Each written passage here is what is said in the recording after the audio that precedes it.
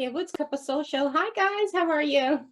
Hi, Kathia. Great to meet you. Hi Nice there. to meet you. I really like this. I actually watched this while I was getting my hair braided, which can be quite a time-consuming thing, but this put me in a really good mood and really relaxed me. So one of the things I really love about this brings me back to my childhood when we used to have all these animal movies and we learned about everything and it made you want to go to like exotic places. Was that your intent to have us kind of like escape, but at the same time you're educating us without it feeling like so preachy?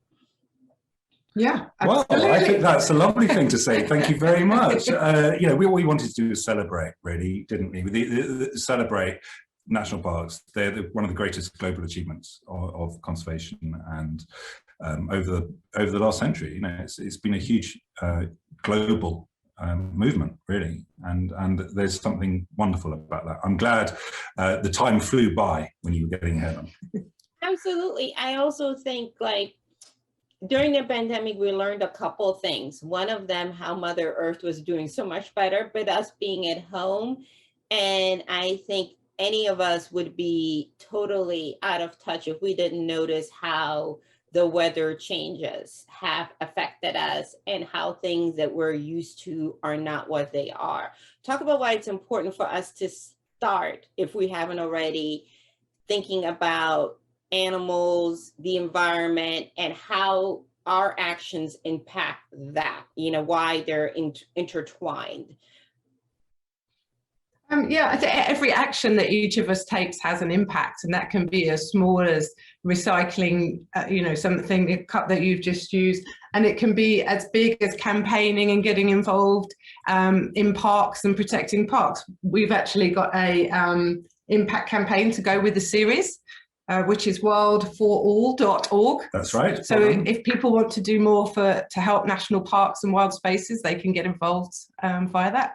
They're becoming increasingly rare and precious, all wild places. And so we want to value them more and recognize their growing relevance in our lives, and also really to reflect on our relationship with them. Nature exists where we let it, right? I thought that is very beautiful for us. I am not a big reptile fan, so I'm happy that you guys take the plunge for me.